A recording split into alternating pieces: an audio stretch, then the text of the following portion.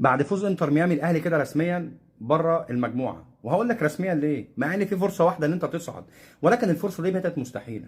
دلوقتي يا جدعان انتر ميامي كسب بورتو، اصبح انتر ميامي 4 نقط.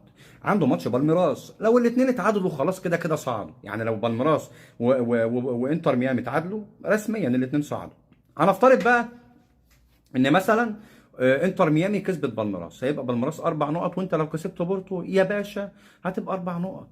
ولكن بالميراس هيصعد بالمواجهات المباشره بينك وبينه. خلاص ادي كده خلاص راحت فرصتين ان انتر ميامي والكابتن بالميراس يتعادلوا. ولو انتر ميامي فاز على بالميراس برضو انت بره المجموعه، لان بالميراس هتصعد بالمواجهات المباشره، بالرغم من ان انت هتبقى متعادل في النقط لو انت كسبت بورتو.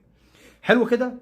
الفرصه الثالثه بقى الفرصه الوحيده ان انت تصعد ان بالميراس يكسب انتر ميامي. طب حلو يا باشا، وانت تكسب بورتو، طب حلو قوي برضو يا باشا، هتبقى انت كده 4 نقط وانتر ميامي 4 نقط. ولكن عشان تكسب بورتو لازم تكسبها بفرق اهداف. ما انتر ميامي جايبه جونين وانت ما جبتش ولا جون، فلازم تكسب بورتو على الاقل 3-0.